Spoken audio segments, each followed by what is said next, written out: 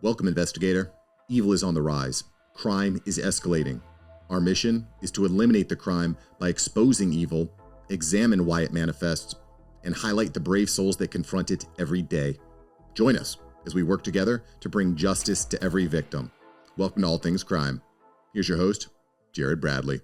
How can you say that every law enforcement agency on every level except the federal level is absolutely accountable to the people? Well, and this, moving forward, this, like I said in my LinkedIn post and my X post, this really harms women in law enforcement, good women in law enforcement, good leaders in law enforcement, because then everybody's looking at us like, you shouldn't be here. I was hired in 1980 as a suburban cop, not because I was a woman, but in spite of being one. And some of the physical standards really had nothing to do with the job, and so that has changed over time. But you've got to be physically fit. You've got to be capable of doing the job. And when you're looking at the protective service, you've got to make sure that you're hiring men and women who are capable of doing the job. And a big part of their job is tactical acuity and physical strength. And so again, we saw a couple of female agents, and I'm not saying there aren't lousy male agents either, but you saw a couple. Unfortunately, the entire world saw a couple of female agents, not the one on the stage, but when they took him to the fortified SUV, you saw a couple of female agents who did not look or perform their best. Now, I think we know now, it's been admitted that some of the agents that were there in Butler, Pennsylvania, were not on the A team or the B team of the Secret Service. Fortunately, former President Trump had his core agents there near him on the stage, and they were able to get him off the stage. But again, it really impacts every woman in this profession, because 40 years after my very first sergeant told me he didn't believe in broads and police work, I'm still having to answer these questions, and it's really, really unfortunate. Diversity, equity, and inclusion standards do nothing but damage the people that they are supposed to benefit. Well, you're letting people into places that and into positions that are based on all the wrong reasons. And there's lots of women that I've worked with in the past, including in the military, that were phenomenal. I couldn't think of anybody else that I'd rather work with. But on the other hand, when you're talking about a principle of, President Trump, for example, he's like, what, 6'4", and he's a pretty big guy. And then you've got a female agent, even though she was doing a really good job covering him. I don't know how she ended up being right, belly to belly with him, trying to protect him, but her head was below his neck. And just stature wise, she just there. Okay. So if I was a sniper and I wanted to take a headshot, I still had the availability. So, it's, and it's not anything sexist. It's just like some people, you're not covering the right person. Maybe that body bunker that they perform, to get him off the stage, that absolutely has to be people of stature. And and you've got to look at the protectee and plan according to the protectee. Again, you can look at Jill Biden. She's a much smaller person, and so of course she may have people smaller in stature on her protective detail. We also have to look at the intelligence. Again, we now know that Iran, there were credible threats against Donald Trump and Mike Pompeo, who is a pretty decent sized guy, much smaller than he used to be. But so you've got to look at the credible threats as well. And so these are all things that need to be taken into consideration by who? The director, ultimately the director of the Secret Service. And I am sad for Kimberly Cheadle that this is going to be her legacy, because she did have a fantastic career in the Secret Service and then in the private sector. And it's sad that this is going to be her legacy, but again, this is her own doing. Yeah. Well, I was looking on even Wikipedia, and it was updated of her resignation date the day within hours after she actually resigned. And so yeah, it's going to be permanently on her Wikipedia page, where it says she was in charge when the former president was the attempted assassination, and resigned on the day. Anyway, there's somebody that's updating that page the day she did it. So I think she's going to be in every police leadership class. Trust me, she's going into mine. And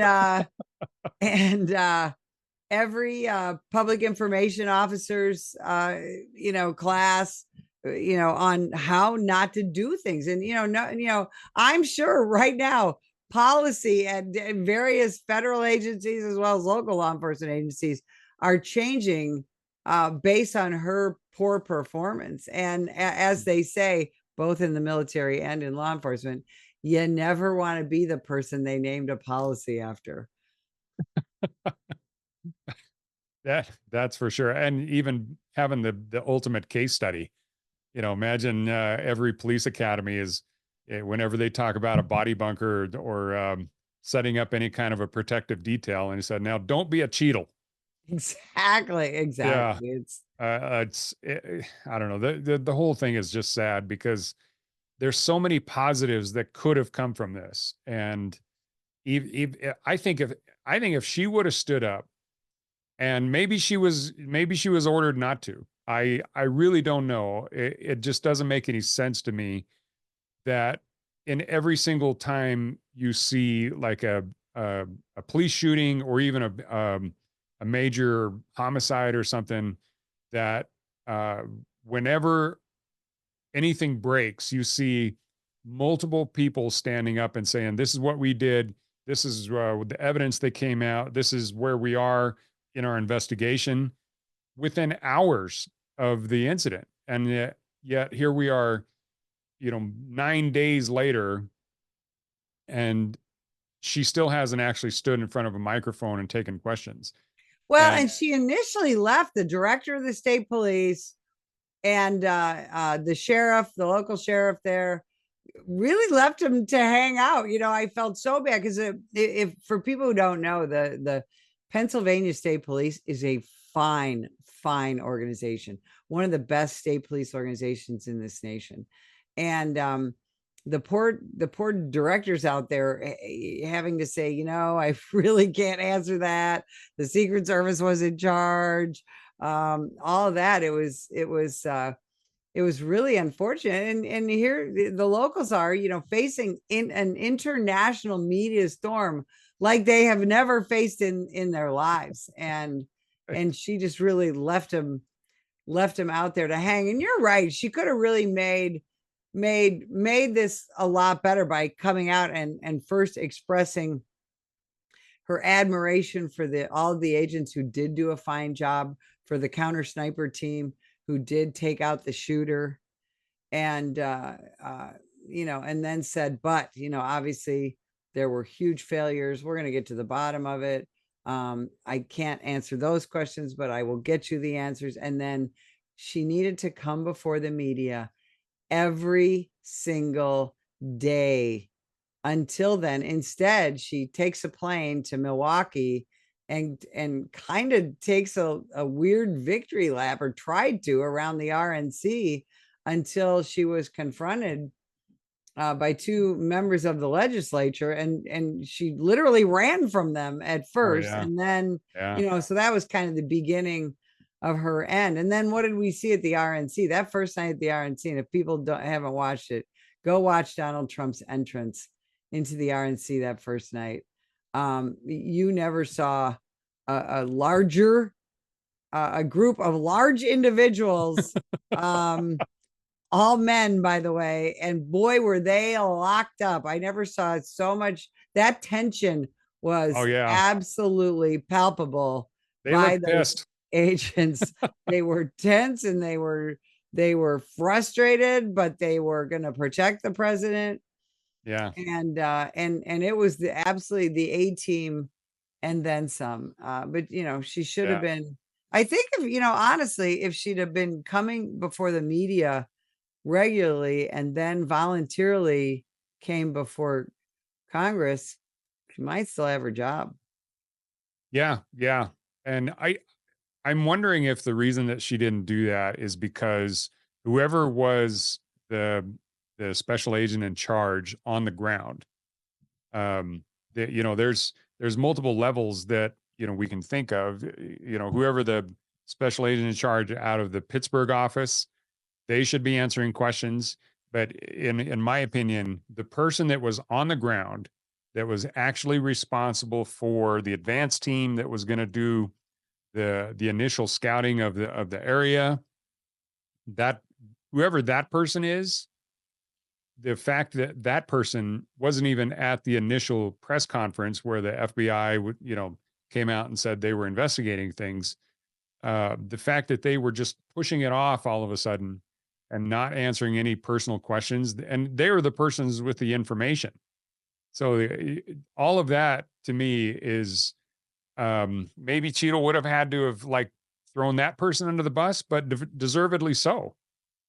If they were the actual on the ground incident commander, or not the incident commander, but the special agent in charge of, that particular site, and you fail at that level, I mean, honestly, if it wasn't for the hand of God, their number one mission would have been spectacular failure.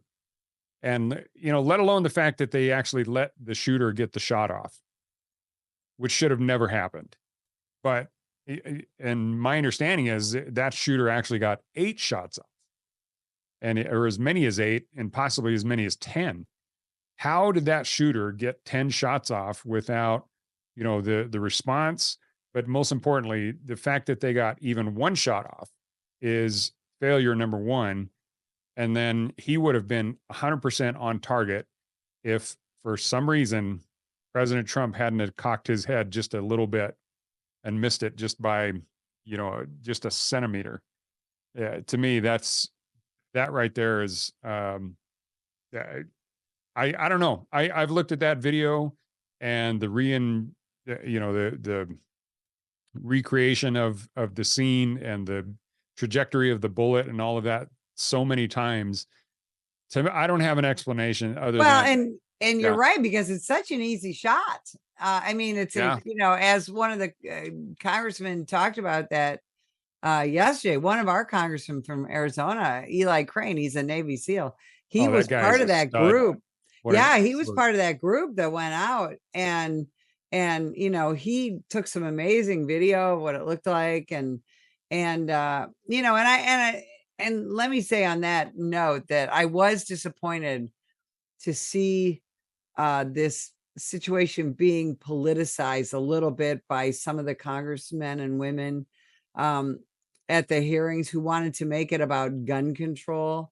And I will say, I appreciate that Kimberly Cheadle did not take that bait, because they wanted her to say, yes, our lives are much more difficult in the Secret Service because AR-15s exist. This was the not to get off topic, but I just have to say that the knowledge of firearms, the knowledge about firearms by some of our elected officials is stunning. And, the AR-15 is a big, scary rifle that they think can kill an elephant. And and that, you can get, 8 shots a second off and all this crazy stuff. And you saw some of that ignorance and that politicization come out in those hearings. And I found that disappointing. I appreciate that most people stayed on task, however. Yeah, well, everybody has their agenda, and I think Congressman Raskin was one of the first ones that brought that up. But it to me, it's just, you know what? Come on, let's stay on target here and actually discuss what the initial issue is, because gun control is not it.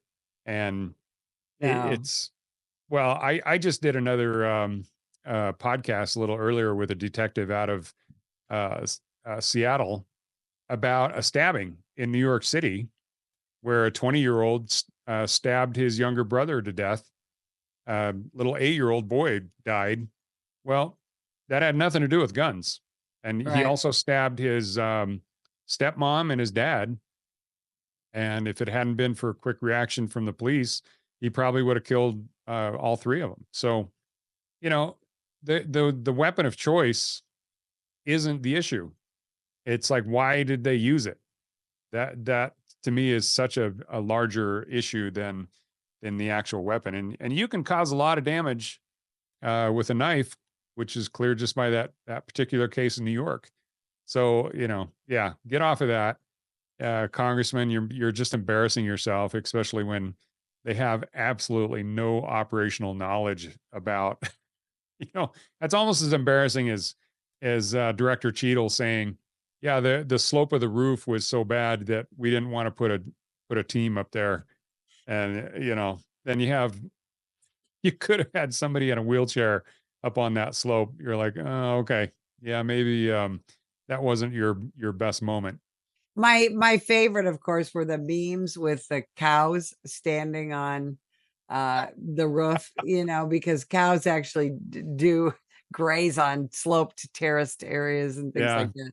Yeah. And again, we can laugh about it now, but it really, gosh, the whole thing was it's just an extraordinary, truly a cacophony of mistakes. It wasn't just one mistake, and we still don't know. Let's not forget, we still don't know the shooter's motivation. We were told, oh, the FBI can't get into his phone, and now we're told, well, there's a second phone, and there's some chatter about, who he was in contact with, and that he was using things like Signal and Telegram, encrypted chat arounds and all kinds of crazy stuff. And again, no one's coming forward to explain to not just the American people, but to the world, how a 20-year-old nerdy kid was able to pull this off. We still haven't heard the explanation of why did his parents call him in as missing on a Saturday afternoon. You can't find your 20-year-old on a Saturday afternoon, so you call the police. This wasn't at midnight after, 2 or 3 days. They called him in missing. Obviously, his parents had some, and remember, this kid was raised by a couple of social workers. They couldn't find him. They called the police. Why would you call the police unless you had some knowledge that he had some pretty extraordinary plans to either harm himself or others? Yeah. We still have so many unanswered questions. Oh, yeah. I mean, you also have to wonder, based on that alone, what did they actually know? And was there any kind of hint? And the fact that this kid was probably fairly vocal about some of those things to his parents. I know my kids tell me all the time what they're thinking. Absolutely. What a great parent I am all that time. That's I hear that a lot. So, well, the fact that you're laughing that hard shows me you've heard that too. So yeah, I got 4 of them. Yeah. So, well, Betsy, I'm not sure we've answered any questions based on our conversation. I think we've just kind of unearthed even more questions. It's just one of those where I don't know. Personally, for me, and hopefully in the near future, especially with all the contacts that you have and all the media that you talk to, somebody has to know who that on the ground SAC was. And to me, that has just been this lingering question. I mean, I understand Director Cheatle was out of DC, and she probably had a pretty good idea of what was going on, especially with somebody as important as former President Trump. But um, knowing who that on the ground commander was, who was in charge? That's the question. And what did that person do? How was things organized? And why hasn't that person been called to Congress or been in front of a microphone? Because to me, that's where the primary source of the answer should be. They were there. So what? Oh yeah, you're absolutely right. And and again, when local law enforcement screws up, we keep hearing these calls from the press and from the activists. We want to know, what are you going to do to them? Have they been disciplined? All that. Is this special agent in charge? Going to be disciplined? Is reassigned? Whatever. And again, I know personnel issues are supposed to be private, but again, this is such a momentous situation, and we've already had the director step down, so there's got to be more. This is we're in the middle of a really the craziest of my lifetime political atmosphere.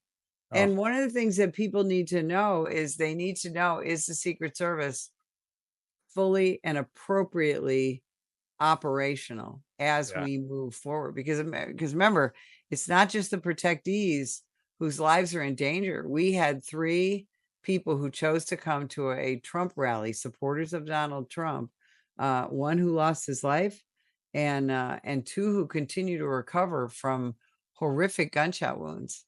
Yeah. And so the public deserves to know what exactly happened and what's going to be done to make sure that whoever was responsible was dealt with properly, and that it won't happen again. Well, when you have Congress people from both sides looking at the director and basically saying, I don't feel safe knowing that you are in charge of the Secret Service. And that just can't happen. You can't have that many people running around with that agency in particular in charge of. They're not just in charge of the president and the vice president. They are in charge of the securing everybody, and including foreign dignitaries. Imagine being a foreign dignitary coming to the States knowing that the Secret Service screwed up this bad. It's like, yeah, okay. Well, I'm not exactly, everybody's favorite. Benjamin Netanyahu is in the country right now. And so I'm sure he's got his own detail, but still he's got limited resources that he's going to be able to bring with him. He can't have 200 agents with him. So Right. what do they do? It's how do they possibly have the confidence that they actually need to have in order to move from place to place and do public events and things? It can't be this way. And again, let's go back to the number one issue here is things are not merit-based anymore. And I guarantee you, if there were sports franchises that were not based on merit anymore, the outcome would be so blatant, and so people would be calling for the athletic director and the owner and the coaches. They'd be calling for their heads. They'd be like, why are you putting that slow white guy on that basketball team that can't even make a layup, let alone dunk it? Yeah. And say, you expect to win with this guy? Well, that's my DEI hire.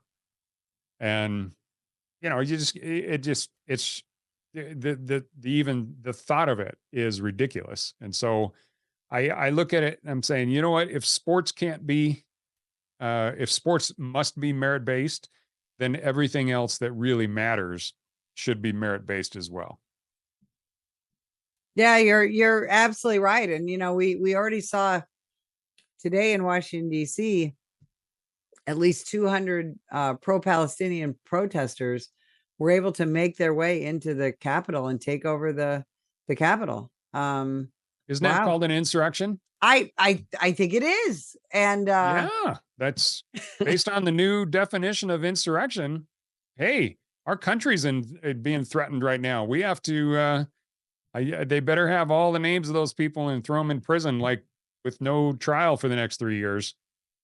I mean, it's just, again, every day there seems to be more and more for the American public to look at when it comes to the federal government and shake their heads and not feel good about it. So I hope we can turn that around, because we need to be able, this is America. We need to have faith in our federal government and know that they are there to protect our leaders.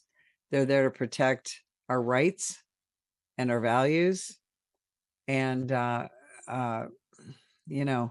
things aren't looking great. No. And it's sad because I think the angst and the anxiety and the consternation, everything, all these negative feelings that people have whenever you discuss anything in the federal government anymore, it's creating an environment that it's not going to end well. Let's just say that. So, all right, Betsy, any other last minute advice for us that forget, that you work for nationalpolice.org instead of the fraternal order? However, I screwed that up in the beginning.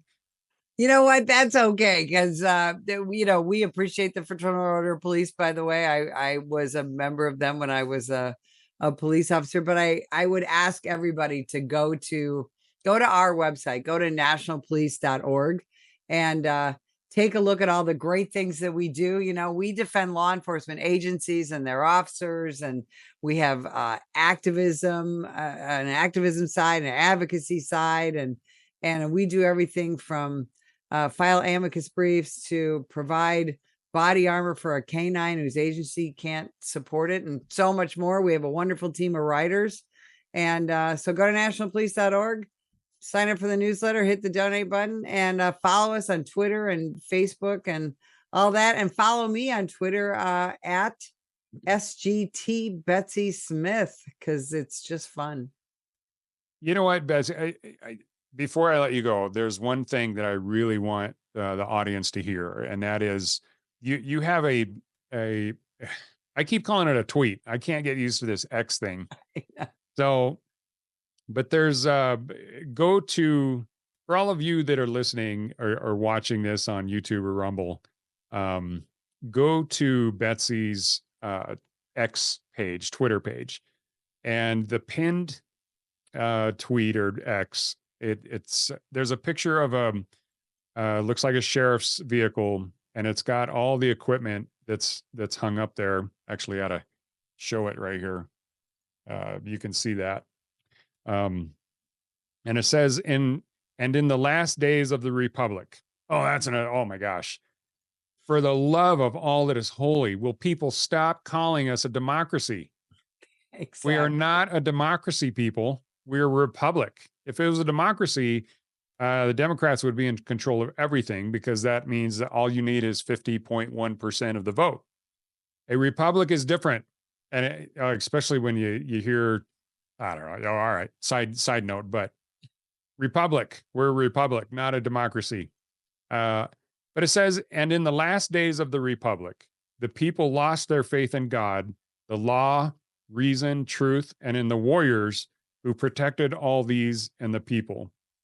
In sorrow, the warriors walked away, leaving the barbarians to turn on themselves.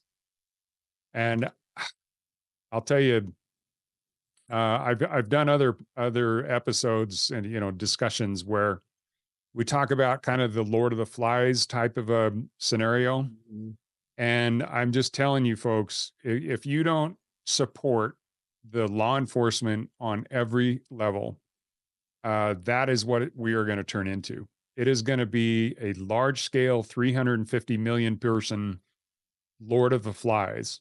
And the it says right here, the barbarians and the savages are the ones that are going to ultimately control things. And if that happens, that it's going to be a level of ugly that none of us can comprehend. And so in order to prevent that from happening, that's why, talking with guests like you, Betsy, I think is so critically important, because we can't have it. We have such an amazing society right now.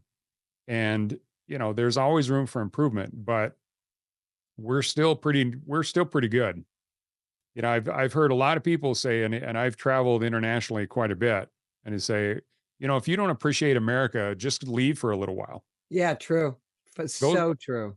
Go somewhere else, and get away from the actual, tourist spots, and then come back and tell me how amazed you are with the United States. So I wish more people would do that. So, all right, Betsy, hey, can't thank you enough for coming on at such short notice, and appreciate all your insight and your thoughts, and stay strong. And we appreciate you, always there on that blue line. Thanks so much for having me. I so appreciate what you do. I look forward to every show you do. Well, you're amazing. So, all right, enjoy yourself down there in that Arizona heat. Thanks for joining us. Your attention today brings us one step closer to exposing and eliminating the evil that brings crime to our communities.